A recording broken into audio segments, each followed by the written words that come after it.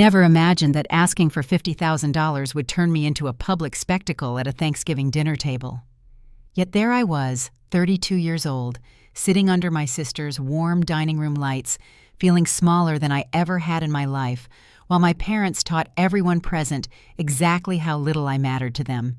The turkey was still steaming when it happened. I remember that detail because the smell should have been comforting. Butter, sage, roasted skin. It should have felt like home. Instead, it made my stomach tighten because I already sensed something was off. My mother had been watching me all evening the way she always did when she expected trouble. Not concern, surveillance. I want to ask you something before I go any further. Have you ever realized in a single moment that your family never planned to catch you when you fell, that they were just waiting to see how hard you would hit the ground? That realization started for me at my sister Lauren's house in a quiet suburban neighborhood outside Columbus, Ohio, on Thanksgiving night. Lauren's place was everything our parents admired. A 2-story home with a white porch, seasonal wreaths, and a dining table big enough to prove she had made it. Her husband Mark carved the turkey, like a man performing a ritual he had practiced for years. My parents sat at the head of the table, proud and relaxed, as if they were royalty surveying loyal subjects. And then there was me. I sat near the end, next to my cousin Beth, who kept giving me sympathetic smiles she didn't know how to explain. I had rehearsed my words all day, on the drive there, in the bathroom mirror, in my head as I helped set the table. I told myself I would wait until after dinner. I told myself I would keep it calm. I didn't. Halfway through the meal, as conversation drifted toward Lauren's upcoming Christmas party and my father's latest golf trip, I felt the familiar pressure in my chest, the kind that comes when you know if you don't speak now, you won't speak at all. So I cleared my throat. "Mom, Dad, can I ask you something?" The table went quiet in that subtle way families know too well. Forks paused. My mother looked up slowly, already annoyed. "What is it, Anna?" she asked, using that tone she reserved for inconvenience. I took a breath. "I'm in a bit of a bind right now. I wouldn't ask if it wasn't serious. I need a loan. $50,000. Just temporary. I have a plan to pay it back within—" I didn't get to finish. My father laughed, not a small chuckle. A full booming laugh that cut straight through my chest and echoed against the walls. "50,000, he repeated as if I had told a joke. "For what? Another one of your ideas?" I felt heat rush to my face. "It's for my business. I've already invested everything I have. I just need a bridge to get through the next quarter." My mother shook her head, lips pursed. "You always have an excuse, Anna. Always one more reason why you need help." Lauren didn't look at me. She focused very carefully on her plate. Then my father leaned back in his chair and said the words that would replay in my mind for months. "Maybe if you had made better life choices, you wouldn't be begging at the dinner table." Begging. The word landed like a slap. I felt every pair of eyes turn toward me. Mark shifted uncomfortably. My aunt cleared her throat. Beth reached for her wine glass a little too quickly. "I'm not begging," I said, my voice thinner than I wanted. "I'm asking my parents for help, just like Lauren did when you helped with her down payment." That was a mistake. My mother's smile was sharp. That was different. Different how I asked. "Lauren is responsible," my father said. "She didn't throw away a stable career chasing fantasies." I wanted to scream that I hadn't thrown anything away, that I had built something from nothing, that my consulting firm was finally gaining traction, that I had clients lined up, contracts drafted, momentum I could feel in my bones. But I could already tell they weren't listening. My mother waved her hand dismissively. "And honestly, asking for that amount is embarrassing. In front of family. On Thanksgiving." There it was. The humiliation. I felt it sink into my shoulders, heavy and cold. My throat tightened, but I refused to cry. Not there, not in front of them. "I thought family helped each other," I said quietly. My father leaned forward, his voice dropping into something almost kind, which somehow hurt more. "Family also tells the truth. And the truth is, you've always wanted more than you deserved." Silence. I could hear the clock ticking on the wall. I could hear the faint clink of silverware as someone tried to pretend this wasn't happening. Then my mother delivered the final blow. "We can't risk our money on you, and frankly, we're tired of rescuing you." Rescuing. They had never rescued me. Not once. Every tuition check, every loan, every favor had come with conditions, reminders, comparisons to Lauren. I had paid them all back, with interest, with gratitude they never acknowledged. I pushed my chair back slowly and stood up. My legs felt unsteady, but I kept my spine straight. "I understand," I said. "Thank you for being honest." Lauren finally looked at me then.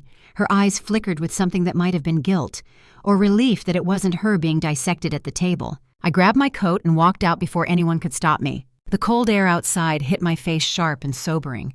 I sat in my car with the engine off, gripping the steering wheel, staring at the glow from the dining room window, where laughter had already started up again. They had moved on that fast. I didn't cry, not yet. Instead, a thought settled in my chest, slow and steady. If this was how they saw me, then they would never see what was coming next. And that was their mistake. I didn't drive home right away. I sat there in the dark engine, still off, watching my breath fog the windshield, while my phone buzzed once in my coat pocket and then went silent. No one followed me out. No one knocked on the window. No one asked if I was okay. That more than the words at the table told me everything I needed to know. When I finally started the car, my hands were steady. That surprised me. I had expected shaking, maybe tears. Instead, there was a calm that felt unfamiliar, almost dangerous. The kind of calm that comes when something breaks cleanly instead of splintering. On the drive back to my apartment, memories kept surfacing uninvited, lining themselves up like evidence. Lauren at 17 crying because she wanted to transfer colleges, and my parents writing a check without hesitation. Lauren at 24 unemployed for just a few months and my mother covering her rent. Lauren at 30 pregnant and overwhelmed, and my parents co-signing the mortgage for her house. Me at 19 told to figure it out. Me at 26 taking a second job instead of asking.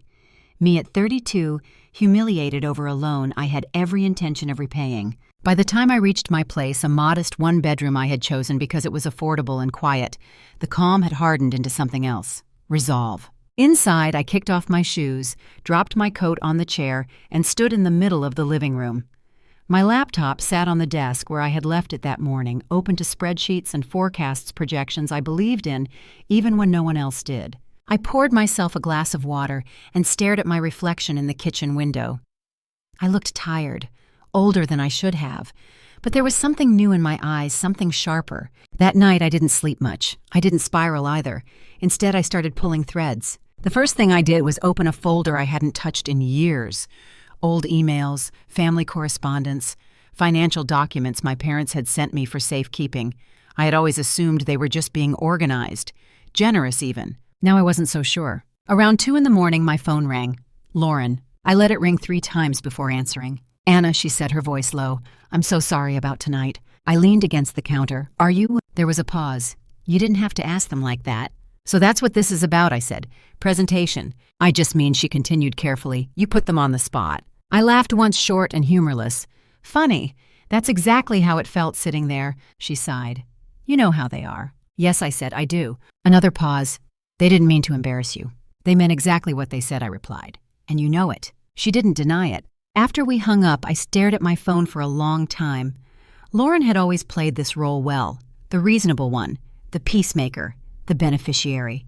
The next morning, my mother left a voicemail. Her voice was light, almost cheerful. We hope you got home safely. We can talk later when emotions aren't running so high. Translation, forget it happened. I didn't call back. Instead, I made an appointment. His name was David Klein, a lawyer I had met 2 years earlier at a networking event I almost skipped. Back then, I hadn't needed him. Now I wasn't sure yet. But instinct told me to sit across from someone who dealt in facts, not feelings. David's office was in a low brick building downtown, practical and unpretentious.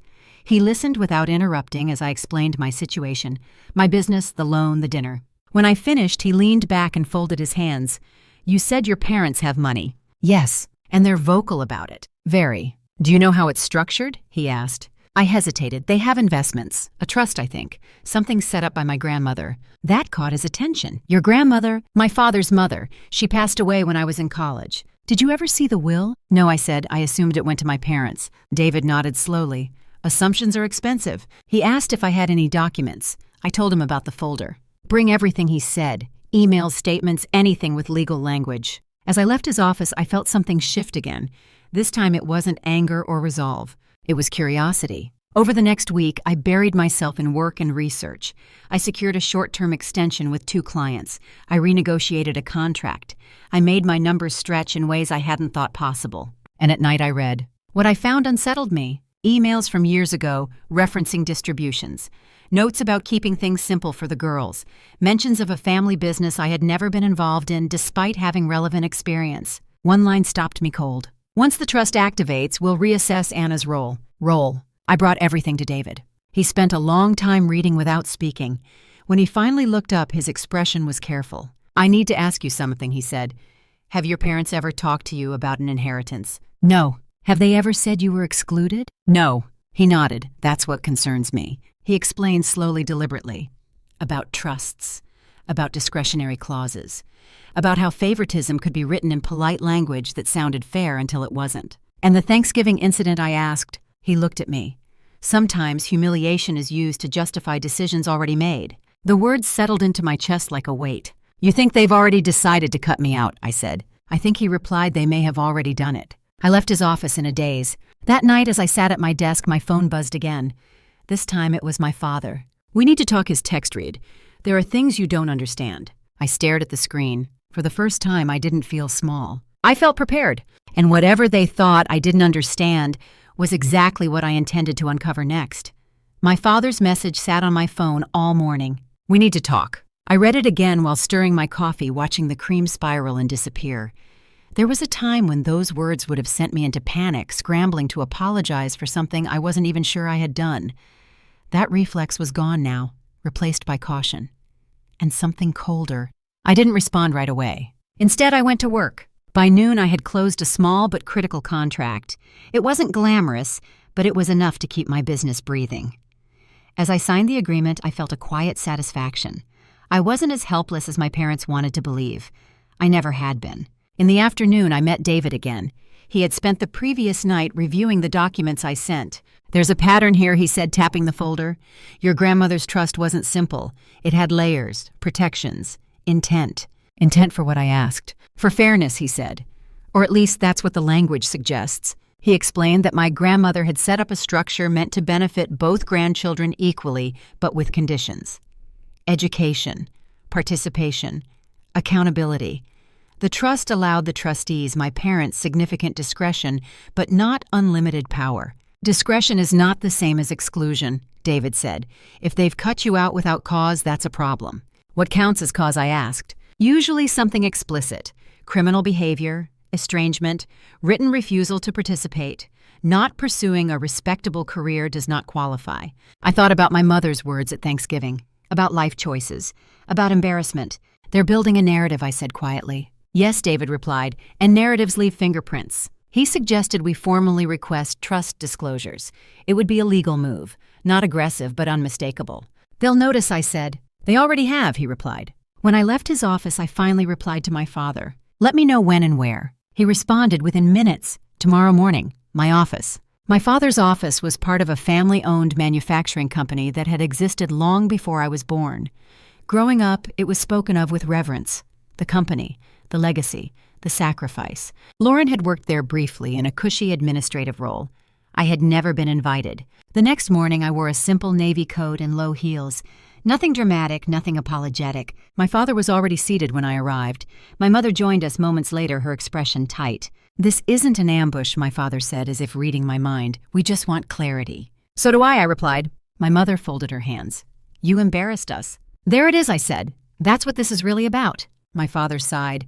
You asked for a large sum of money publicly. It raised concerns. Concerns about what I asked. My stability, my worth. About responsibility, my mother said. We have to think long term. I leaned forward. Is this about the trust? The air shifted. My father's jaw tightened. Who's been filling your head with these ideas? No one, I said. I'm asking. They exchanged a look. A silent one they had perfected over decades. My mother spoke first. Your grandmother wanted what was best for the family. And that excludes me, I asked. No, my father said quickly. But participation matters. In what I asked, the company? You chose a different path, my mother said. You distanced yourself. I was never invited, I replied.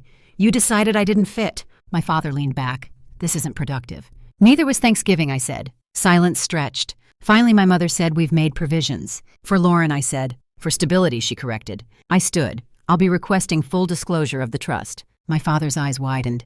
That's unnecessary. Then it shouldn't be a problem, I replied. As I walked out, I felt the weight of something pressing against my back. Fear. Not mine. Theirs. Over the next few weeks, tension became my constant companion. Lauren stopped calling. My mother sent articles about financial maturity. My father's assistant emailed to say my request was being reviewed, and then unexpectedly something else happened. I received a message from my aunt, my father's sister. We had never been close. "I heard things are complicated," she wrote. "If you want the truth about your grandmother, we should talk." We met at a quiet cafe. She looked older than I remembered, tired, regretful. "Your grandmother adored you," she said without preamble. "She worried about how your parents favored Lauren." That alone felt like a revelation. "She put safeguards in place," my aunt continued. "She didn't trust your father, to be fair." My chest tightened. "What kind of safeguards?" "Conditions that would activate if you were sidelined," she said. She was very clear about one thing. What? If you were ever excluded without cause, the trust would redistribute. The word echoed in my mind. Redistribute. To whom I asked, my aunt met my eyes. "To you." The cafe noise faded. All at once, the humiliation, the laughter, the dismissal at Thanksgiving took on a new shape. It wasn't just cruelty. It was strategy. And now that I knew that the game had changed, I thanked my aunt and walked out into the cold afternoon air, my pulse steady, my thoughts sharp. They thought I was asking for $50,000 because I was desperate. In truth, I had just asked the wrong question. The right question was how far they were willing to go to keep what they were never meant to control. By the time Christmas decorations started appearing in storefront windows, I understood something fundamental about my family. They were not afraid of my failure. They were afraid of my awareness. The shift began subtly. After I ignored my father's text, my mother sent a carefully worded email suggesting lunch. Neutral territory, no accusations, no apologies, just concern wrapped neatly in politeness. I declined. Not rudely, just firmly. I said I was busy with work. That was true. My consulting firm was hanging on by a thread, but it was alive. I had secured one major client after Thanksgiving, a regional logistics company that needed restructuring. It wasn't glamorous, but it paid. More importantly, it validated something my parents had dismissed for years. I wasn't reckless. I was competent. Still, $50,000 hovered over everything like a shadow. Cash flow was tight. I paid myself the bare minimum. Every decision required calculation.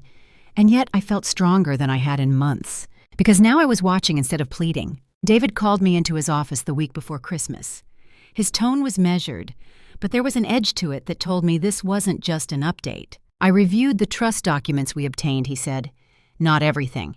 Some pieces are still inaccessible without formal action, but enough to see a pattern." I sat across from him, hands folded. "Say it plainly." He nodded. "Your grandmother established a family trust with the intent to benefit both grandchildren equally. Language is clear on that point. However, administration power was given to your parents. And discretionary clauses allow them to determine timing, access, and distribution based on what they define as responsibility and stability." I felt my jaw tighten. "Which they decide." "Yes, so they can legally freeze me out," I said. "Delay," he corrected. "Exclude indirectly." "Yes." A familiar sting rose in my chest. "And Lauren?" David didn't hesitate. "Lauren has already received multiple distributions." I stared at him. "How much?" He named a figure, in words, a number large enough to make my throat dry. "That was for the house," I said, though it sounded more like a question.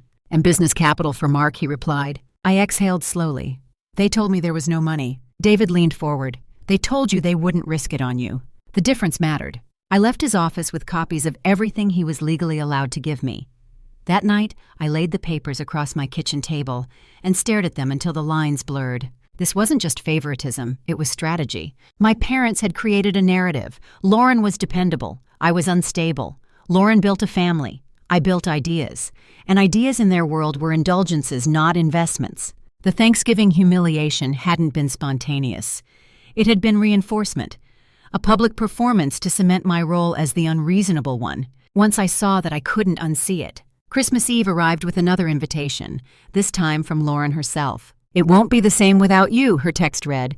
"Let's not make this bigger than it has to be." I stared at the words for a long time. Then I replied, "I'll come, but only if we talk honestly." Her response took longer than usual. "Okay." Lauren's house looked even more perfect, dressed in lights. Warm, inviting. The kind of place people used as proof that life worked out the way it was supposed to. Inside, the mood was careful, polite.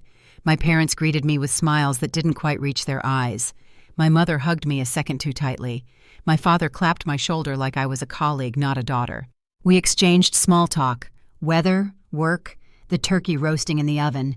Eventually I said it. "I know about the trust. The room stilled. Lauren's hand froze around her wine glass. My mother's smile slipped.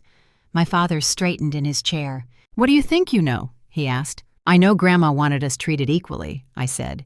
"And I know you've already distributed funds to Lauren. Substantial funds."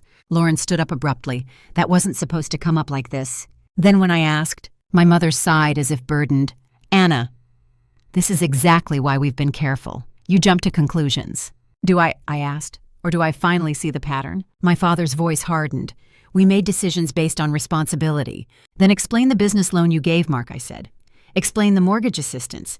Explain why my request for a repayable loan was treated like an insult." Lauren looked at the floor. My mother folded her arms.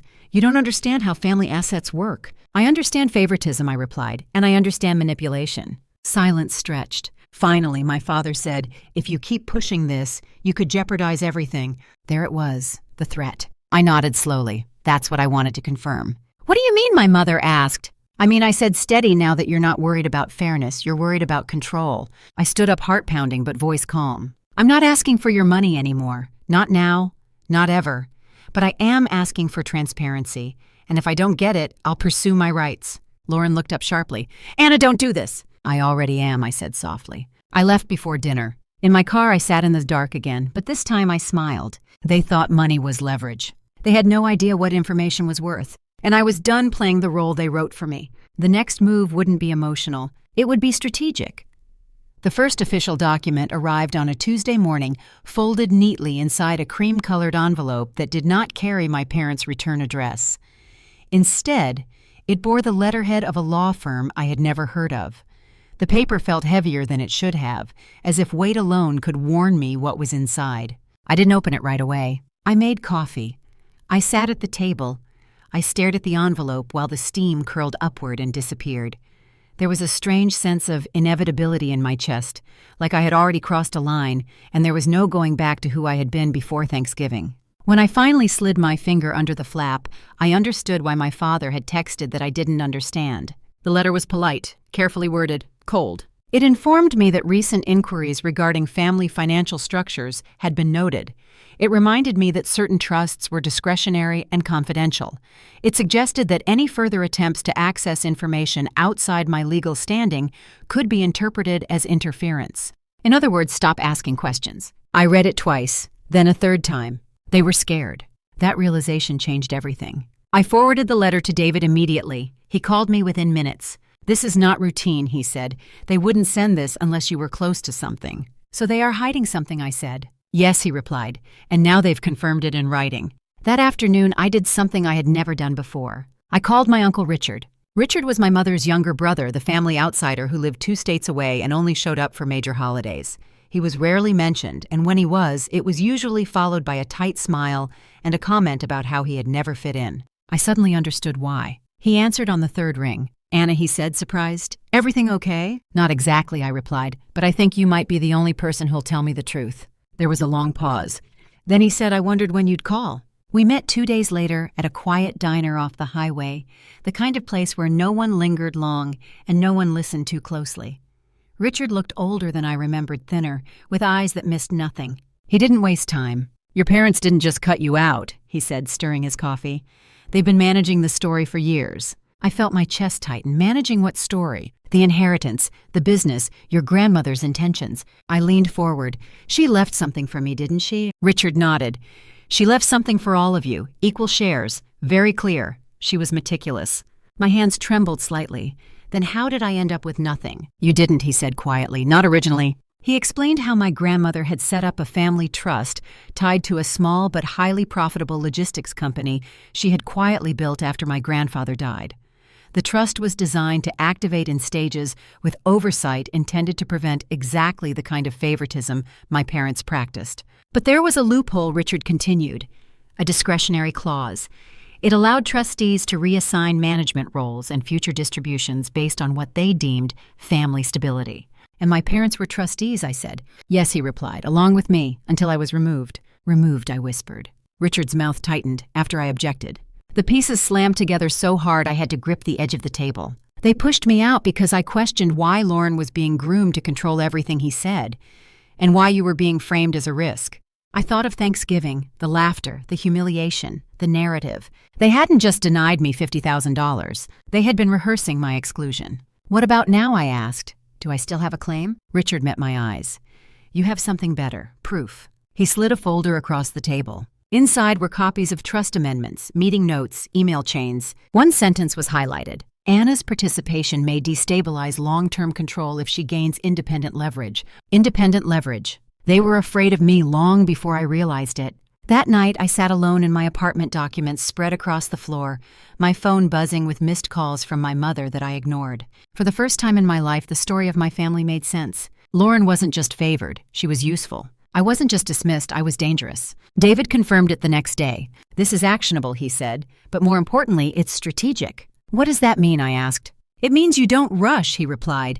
You let them believe they're still in control. I thought of my parents' faces at the Thanksgiving table, the certainty, the comfort, and I smiled, because for the first time the table was about to turn. They had spent years teaching me what they thought my worth was. Now I was about to show them exactly how wrong they had been, and they wouldn't see it coming until it was far too late.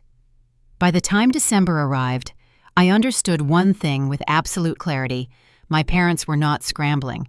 They were preparing. That realization came quietly, not with a dramatic confrontation or a confession, but with paperwork. David called me on a gray Tuesday morning. His voice was measured the way it always was when he had something important to say. I've reviewed the amended trust documents your father filed last year, he said, and I want you to sit down before I explain this. I sat. There was a revision, he continued, made shortly after your grandmother's estate fully settled. In that revision, your parents were granted discretionary authority over distributions to descendants. I waited. My chest felt tight, but my breathing stayed even. And I asked, and discretion means favoritism can be framed as judgment, he said. They didn't explicitly exclude you. They did something cleaner. What did they do? I asked. They tied your access to compliance. The word landed slowly. Compliance with what I said. Family participation.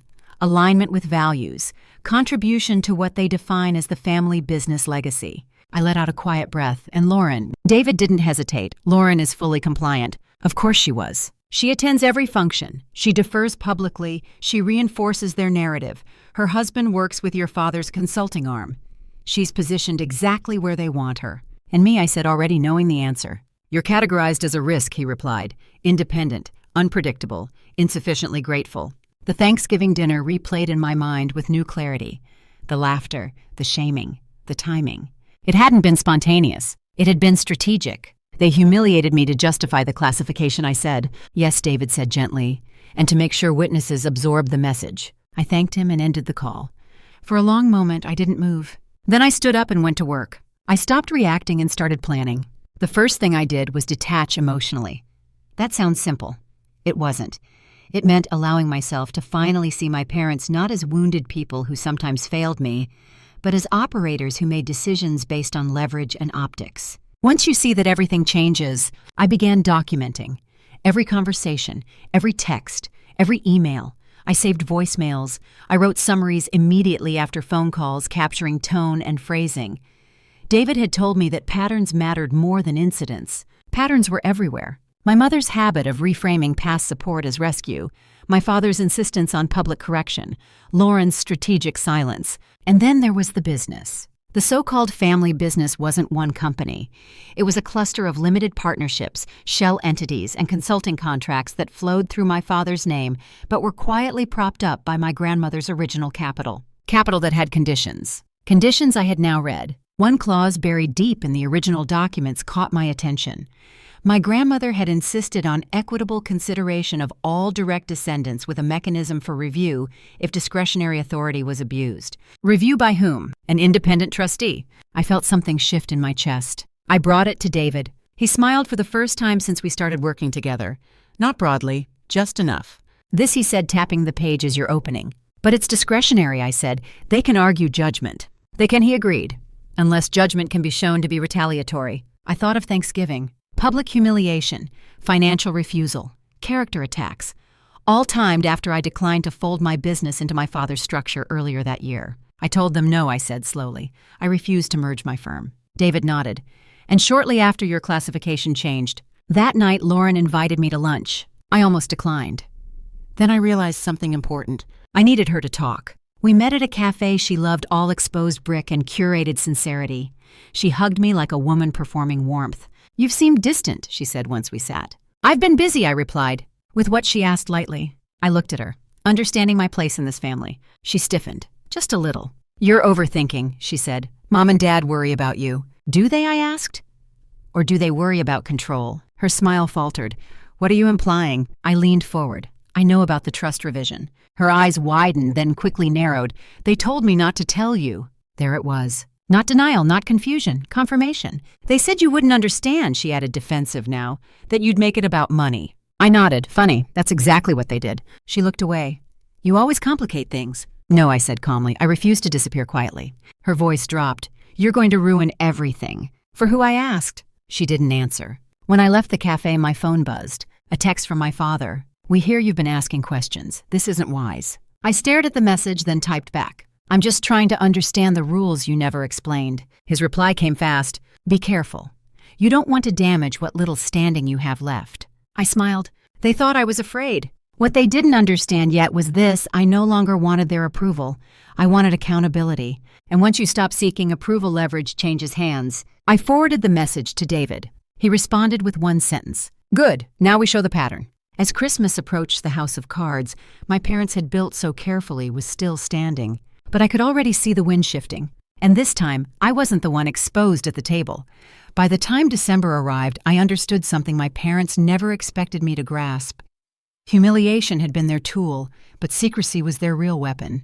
The more documents David uncovered, the clearer the pattern became. The trust my grandmother had established was not small.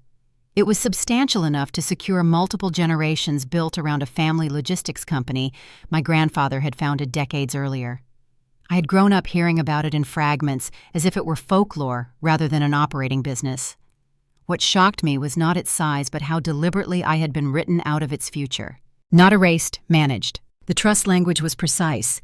Distributions were discretionary, controlled by my parents as trustees, with vague clauses about participation, alignment with family values, and commitment to legacy. Lauren's name appeared repeatedly in operational memos and succession notes. Mine appeared once, as a contingency, as someone to be considered later. I stared at the pages in David's office, my hands resting flat on the desk to keep them from shaking. "They didn't forget you," David said quietly. "They planned around you." That sentence stayed with me longer than anything else he said. At home that night, I replayed Thanksgiving in my mind with new clarity. The timing of the humiliation, the public nature of it, the way my father laughed before he refused. It hadn't been spontaneous. It had been strategic, a way to frame me permanently as irresponsible, as unworthy, as a risk. If I was the family liability, then excluding me made sense. And if I ever challenged it, they could point back to that dinner and say, "See, even she knew she was failing." I didn't confront them right away. Instead, I waited. The holidays were busy. Christmas planning emails flew between my mother and Lauren, full of cheerful updates and passive-aggressive cheer. I was invited, of course. Invited the way one invites a distant relative out of obligation rather than desire. I declined. Work, I said. Deadlines, clients. None of that was a lie. My business was stabilizing slowly but surely. The bridge I had needed was forming plank by plank through grit instead of generosity. But the real work was happening elsewhere. David introduced me to a forensic accountant named Elaine Parker.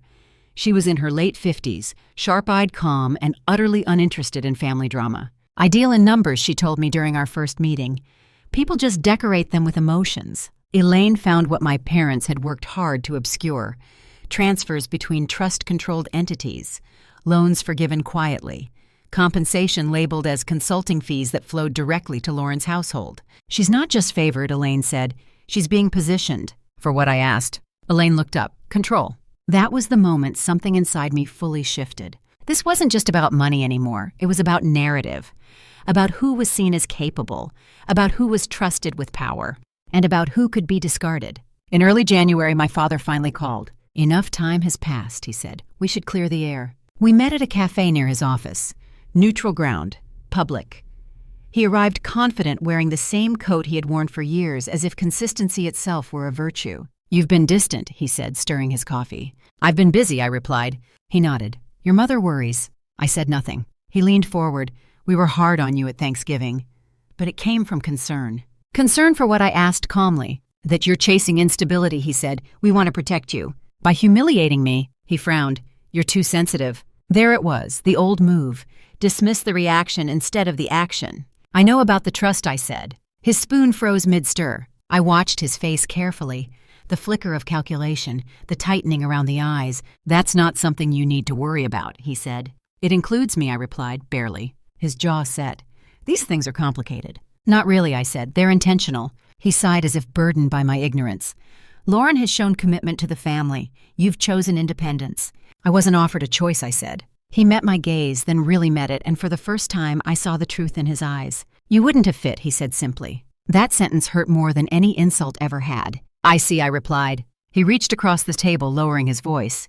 If you keep pushing this, you'll damage relationships you can't afford to lose. I smiled slow and measured.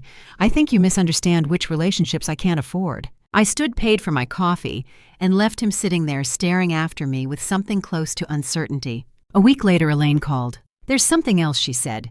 A clause triggered by trustee misconduct. It's dormant, but not unreachable. My heart picked up. What kind of misconducts? She paused. Failure to act in the best interest of all beneficiaries. That night I didn't sleep. I lay awake thinking about my grandmother. About the woman who had slipped me cash for books when my parents said no. About the way she used to say quietly, make sure you're never dependent on anyone who doesn't respect you. For the first time, I understood why she had built the trust the way she did. And for the first time, I realized the story my parents had told about control was about to turn against them. They thought Thanksgiving had broken me. They had no idea it had activated me. And what was coming next would force them to answer for every choice they had hidden behind family loyalty. The house smelled like lemon cleaner and old wood, the kind of smell that pretends to be fresh while hiding decades of decisions underneath. I arrived early, deliberately. Not because I was eager to see my parents, but because I wanted time. Time to stand in that familiar space and feel what it did to me now that I finally understood the rules of the game. My parents' house hadn't changed much since I was a teenager. Same framed photos on the hallway wall. Same polished staircase banister my mother wiped obsessively. Same living room arranged for appearances rather than comfort. It had always been a stage, and we were expected to play our parts. My father was already in the study when I arrived.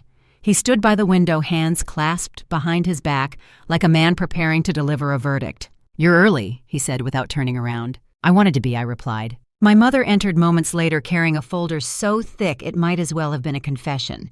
She set it on the coffee table with unnecessary care, then sat down smoothing her skirt. "We've been worried about you," she said. I almost smiled at the irony. David arrived, last briefcase in hand, expression neutral. The shift in my parents' posture when they saw him was immediate. My mother's smile tightened.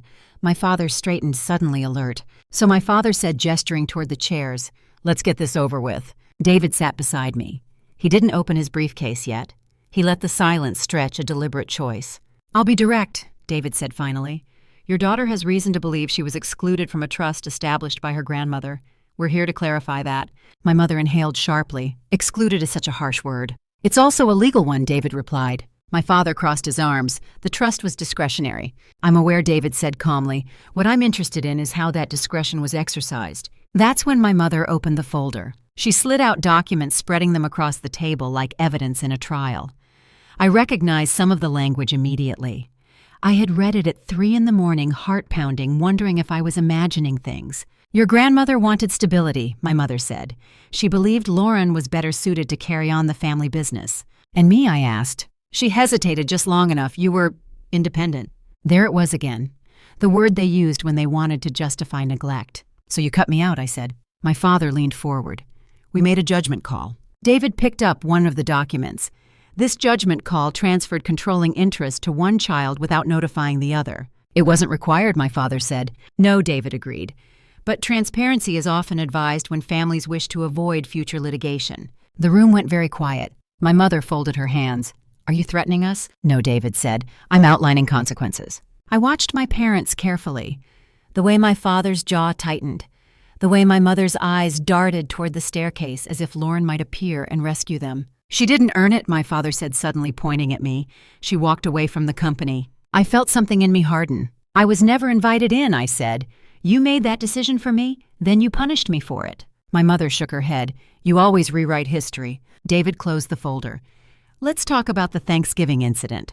My father scoffed. That was nothing. It established a pattern, David said.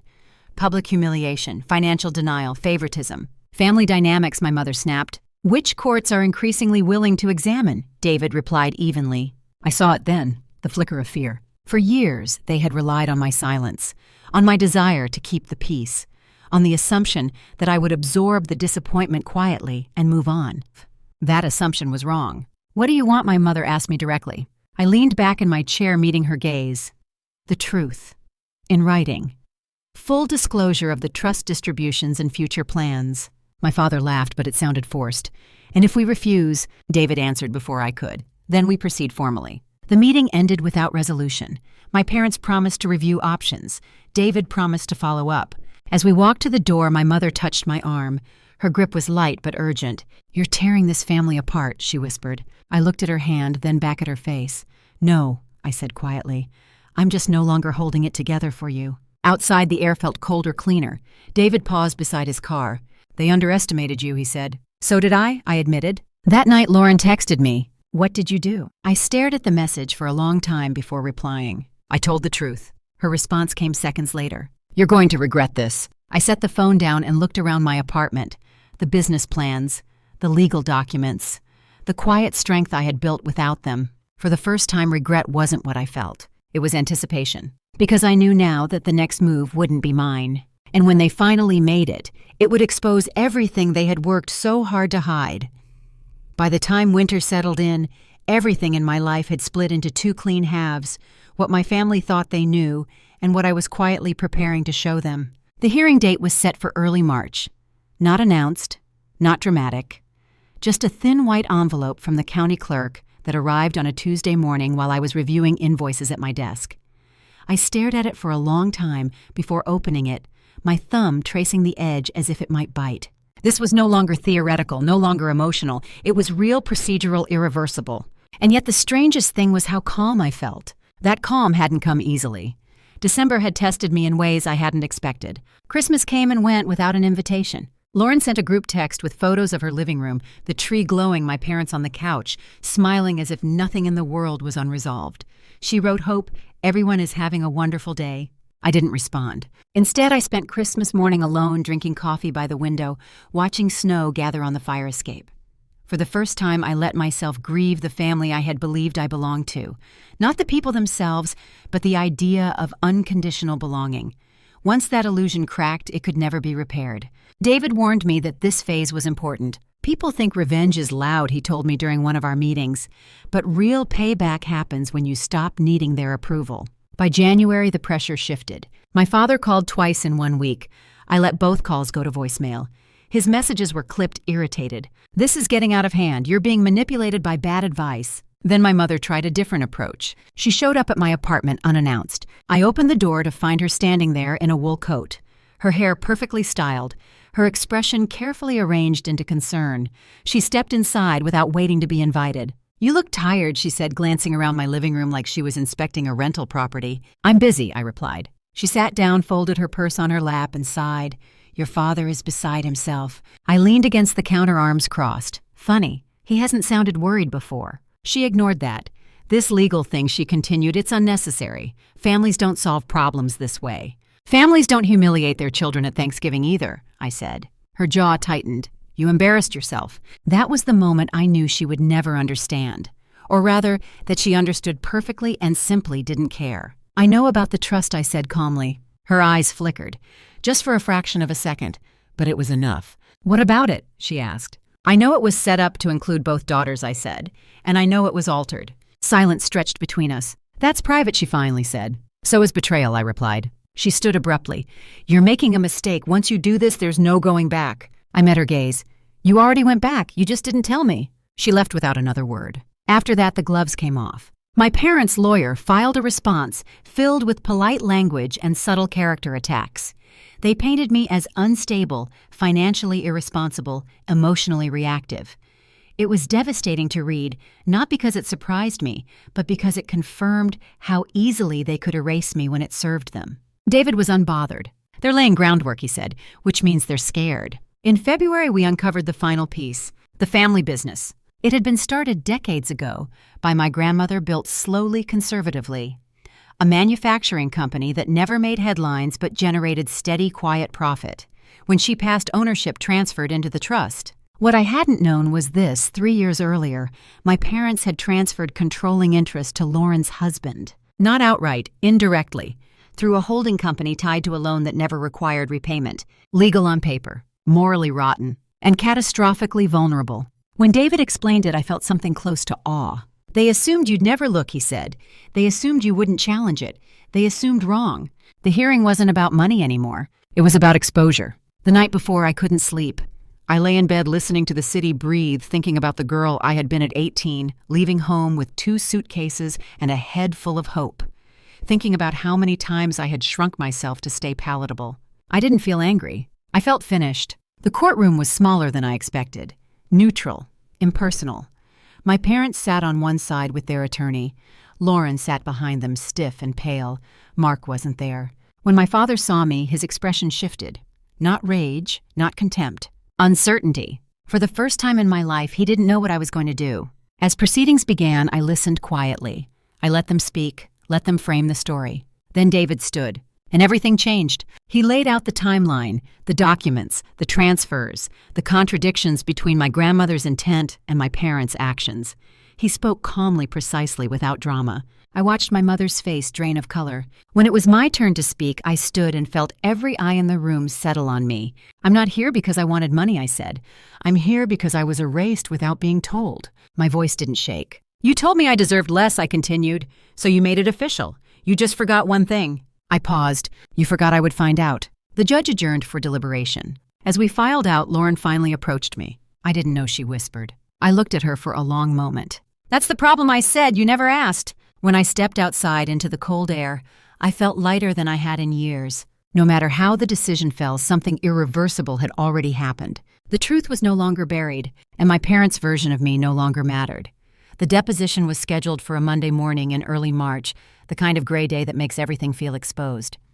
I arrived early, dressed simply, carrying only a folder and a quiet certainty that I was no longer walking into rooms unprepared. My parents arrived together. They sat side by side at the long conference table, close enough that my mother's sleeve brushed my father's arm.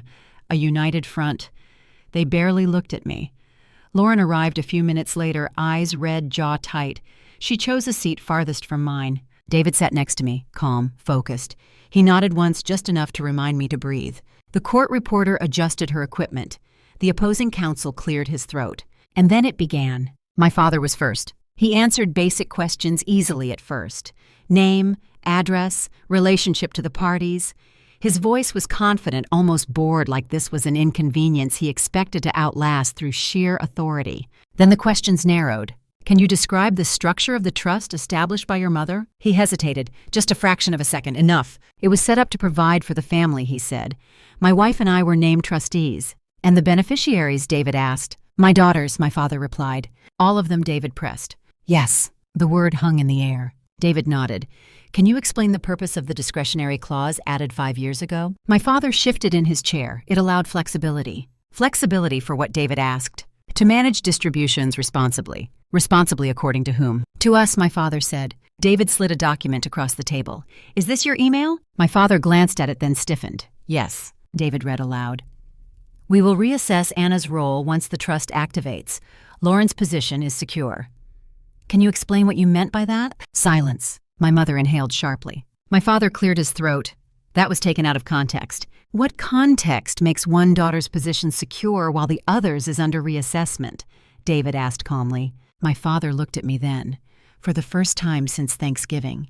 His eyes were irritated, not apologetic. Anna has always been unpredictable, he said. We had concerns. Concerns serious enough to reduce her distributions to 0, David asked. Lauren's head snapped up. What she whispered. David didn't look at her. Is it correct that Anna has not received any distributions from the trust in the last 3 years? My father's jaw tightened. That was a temporary decision. Temporary decisions usually come with notice, David said. Did you inform her? No, my father admitted. Lauren stared at my parents, her face draining of color. My mother spoke up then. We were protecting the family assets. From whom? David asked. My mother looked directly at me. From bad judgment. The room went very still. David nodded as if this was exactly what he expected. Let's talk about the family business. That did it? My father's posture changed, defensive, rigid. David asked about this company, its formation, its revenue, its ownership. My parents answered in half-truths until David produced the incorporation documents listing Lauren as a silent partner. Lauren's mouth opened, closed. You told me that was just temporary, she said to my mother, her voice barely audible. My mother didn't look at her. We didn't want to overwhelm you. David leaned forward. Did you inform Anna of the business or her exclusion from it? No, my father said. Despite her professional background being directly relevant, David asked. Yes. The court reporter's fingers flew. When it was my mother's turn, she was composed at first. Polite, controlled. She spoke about sacrifice, about fairness, about how difficult it was to manage adult children. Then David asked about Thanksgiving. Did Anna ask for a loan? Yes. How did you respond? We declined. Did you do so privately? My mother hesitated. No. Did you characterize her request as embarrassing? David asked. Yes, my mother said. Did you call her irresponsible? David continued. Yes. Was this before or after you had already decided to reduce her trust distributions? David asked. My mother froze. I don't remember, she said. David smiled slightly. We do. He produced another email. The date was 2 weeks before Thanksgiving. The subject line was clear. Final adjustment to Anna's status. Lauren's hands began to shake. When it was my turn, the questions were different. They asked about my business, my finances, my intentions. I answered calmly, truthfully, without embellishment. Yes, I asked for a loan. Yes, I planned to repay it. No, I was not informed of any changes to the trust. No, I was never told I was considered a risk. How did the Thanksgiving incident make you feel? Opposing counsel asked. I paused. Like the humiliation was the point, I said. Not the money. The room fell quiet again. When the deposition ended, no one spoke right away. Lauren stood abruptly. You lied to me, she said to my parents, her voice cracking. You told me everything was equal. My mother reached for her arm. Lauren pulled away. I need air, Lauren said and walked out. My parents sat frozen. David packed his briefcase slowly.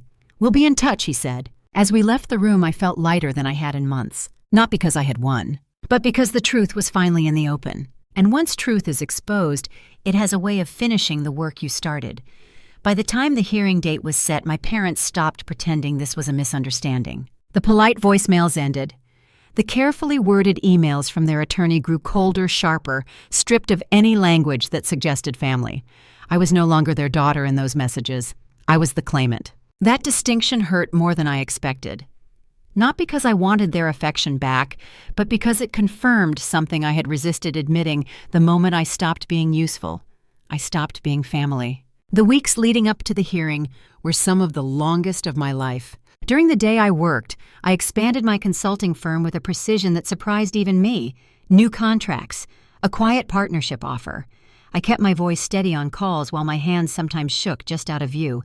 At night, I prepared. I reread documents until phrases burned into my memory. I practiced answers in the mirror not to sound dramatic, but to sound exact. Truth doesn't need embellishment. It needs clarity. David coached me carefully. They will try to make you emotional, he said. They will frame this as entitlement. You stay factual. Dates, numbers, intent.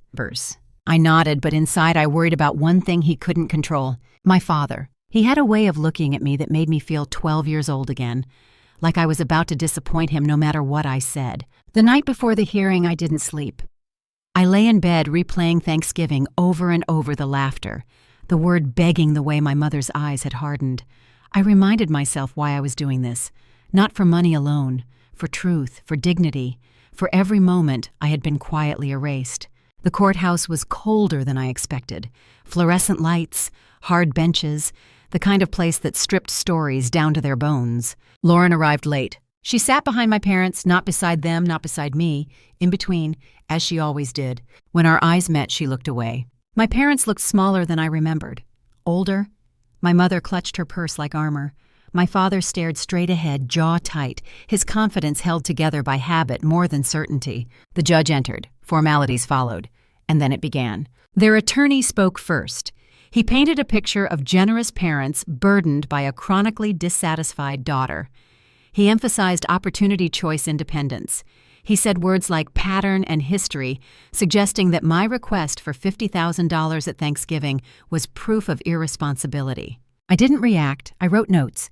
Then David stood. He didn't raise his voice. He didn't dramatize. He laid out the timeline, the trust, my grandmother's stated intent, the amendments, the secrecy, the inconsistencies between distributions to Lauren and silence toward me. And then he introduced the letters. The room shifted when the judge read my grandmother's handwriting aloud, especially the line about fairness. When it was my turn to speak, my heart pounded, but my voice didn't waver. I was not asking for a gift, I said. I was asking for a loan I could repay. I asked privately. I was told publicly that I deserved less. I looked at my parents then, really looked. My family didn't just deny me money, I continued. They denied my worth. And they did it after already deciding I was excluded from something meant to protect me. My mother shook her head slightly. My father didn't look at me. Then the judge asked the question that changed everything. Why was Anna not informed of the trust amendments? Their attorney hesitated. My father cleared his throat. We didn't think it was necessary. The judge raised an eyebrow. Necessary for whom? Silence. Lauren shifted in her seat. The judge continued. And why did you characterize your daughter's request as embarrassing, knowing she had no knowledge of her exclusion? My mother spoke then, her voice tight. We were trying to teach responsibility. The judge leaned forward. Public humiliation is not a fiduciary strategy. I felt something loosen in my chest. After a recess, the judge returned with her decision. The amendments were not invalidated entirely, but they were not upheld as written either. The trust would be restructured. I would receive a distribution equal to Lauren's. Backdated, with interest. Oversight would be assigned to an independent trustee. It wasn't total victory. It was justice. My mother's face crumpled. My father looked stunned, like someone had finally interrupted a story he'd been telling himself for decades. Lauren stared at the floor. As we left the courtroom, my parents didn't approach me. Lauren did. Anna, she said quietly. I didn't know how bad it was. I studied her. You knew enough. She swallowed. I never wanted to hurt you. I know, I said. But wanting isn't the same as choosing. She nodded, tears in her eyes. For the first time, she didn't ask me to forgive her. Outside, the air felt different. Lighter. David shook my hand. You did well, he said. This part is over. I watched my parents walk to their car without looking back. For the first time, I didn't chase them. Because the real ending wasn't about what I won in court. It was about what I no longer needed from them. And in that realization, something in me finally stood up straight. I wake up every Thanksgiving morning now with the same ritual. Coffee first. Black. No sugar. I stand by the kitchen window of my own home and watch the light shift slowly across the backyard. There is no rush, no dread, no knot in my stomach. Just quiet. It has been 3 years since the night my parents humiliated me at Lauren's table. 3 years since I asked for $50,000 and was stripped bare in front of relatives who pretended not to see. 3 years since my life split cleanly in two. People ask me sometimes if I regret it. They usually mean the lawsuit, or the exposure, or the fact that I no longer speak to my parents or my sister. They ask it gently, as if regret is the polite emotion I'm supposed to carry for choosing myself. I don't. That morning, as I set the table for the people I actually want around me, I think back to how it all ended. After the settlement, my parents tried to rewrite history. Quiet apologies. Carefully worded messages about misunderstandings and family healing. My mother sent a handwritten letter saying she hoped we could move forward with grace. My father left a voicemail telling me he was proud of how strong I had become, as if strength had been a gift they'd given me instead of something I'd built in spite of them. Lauren never apologized, not really. She sent one email. I hope you're happy, it said. I didn't think it would go this far. I read it once and archived it. What none of them understood was that my revenge was never about taking something from them. It was about taking myself back. The family business was sold within a year. Without the trust structure shielding them, my parents couldn't maintain control. Investors demanded transparency. The same transparency they had denied me for decades. Karma did not arrive loudly. It arrived methodically through audits and contracts and consequences. I kept my shares. I reinvested wisely. I didn't flaunt it. I didn't need to. My consulting firm grew steadily, not explosively, not in a way that made headlines, but in a way that made me proud. I hired people who reminded me of myself at 30, hungry and underestimated. I paid them fairly. I listened when they spoke. One of them asked me once why I cared so much about fairness. I told her the truth. Because I know what it feels like to be invisible at a table where everyone else is being served. That Thanksgiving, the one after everything ended, I didn't attend any family gathering. Instead, I hosted a small dinner in my home. Friends, colleagues, people who had seen me cry in parking lots and celebrate quiet wins over cheap wine. We cooked together. We laughed. No one asked me to explain myself. Halfway through the meal, someone raised a glass and said, "I'm grateful for chosen family." I had to step into the kitchen for a moment, not because I was sad, because I was full. This year, as I placed the plates on the table, my phone buzzes with a notification. A comment on one of my videos. Yes, I started telling my story publicly, not with names, not with cruelty, but with honesty. The comment reads, "Thank you. I thought I was crazy for feeling hurt by my parents. Your story helped me see I'm not alone."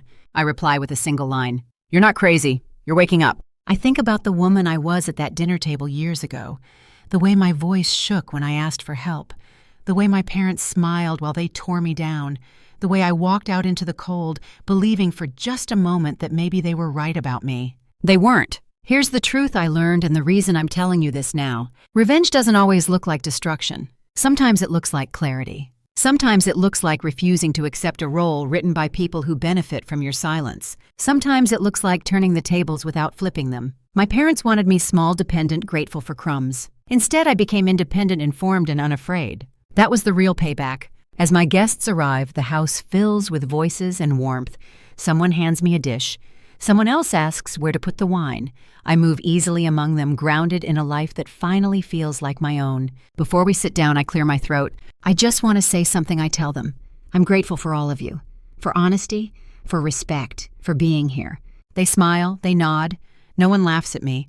No one questions my worth. Later after dessert, when the dishes are stacked and the night winds down, I sit alone for a moment and reflect. If you're listening to this story and you're still at the table where you're being humiliated, dismissed, or erased, hear me clearly. You don't need their permission to stand up. You don't need their money, their approval, or their version of the truth. You need facts, boundaries, and the courage to look directly at what hurts instead of swallowing it. Because the moment you stop begging to be treated with dignity is the moment you start living with it. If this story resonated with you, if you've lived your own version of family drama, betrayal, or injustice, let me know in the comments. Your voice matters here. And if you want to hear more stories like this, stories where the truth comes out and the tables turn quietly but completely, make sure you're subscribed. Sometimes the greatest revenge is simply becoming someone they can no longer control.